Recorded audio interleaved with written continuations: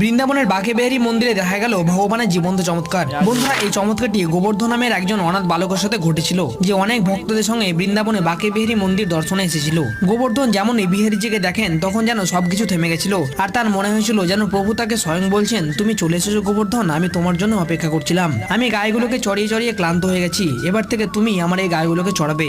এরকম বলার সময় পূজারী বিহারীজির সামনে পর্দা টেনে দেন। গোবর্ধন যেহেতু অনাথ ছিল তাই সে মন্দিরে ফিরে যায়, আর প্রত্যেকদিন সকালে গোবর্ধন সাধারণ মানুষের চোখে দেখতে না পাওয়া গায়েগুলোকে চড়াতে যমুনা দিত, আর পূজারী তাকে মন্দিরের ভোজন দিত। আর একদিন পূজারী যখন ব্যস্ত ছিল আর তাকে ভোজন দিতে ভুলে যায়, তখন প্রভু স্বয়ং নিজের একটি বস্ত্রে মিষ্টান্ন ও কিছু ভোজন নিয়ে যমুনায় পৌঁছে যায় গোবর্ধনের কাছে। আর এদিকে বাঁকেবিহারী মন্দিরে প্রভুর বস্ত্র না দেখতে পেয়ে পূজারী সেই কাপড় খুঁজতে খুঁজতে গোবর্ধনের কাছে যখন আসে, তখন গোবর্ধন বলে, আজকে আপনাদের একজন নতুন সেবক এই কাপড়ে আমাকে ভোজন দিয়ে গেছিল, আর এই কাপড়টি আজও মন্দিরে উপস্থিত আছে। বন্ধুরা, প্রভুর ভক্তের প্রতি এতটাই প্রেম, কমেন্টে রাধে রাধে অবশ্যই লিখবেন।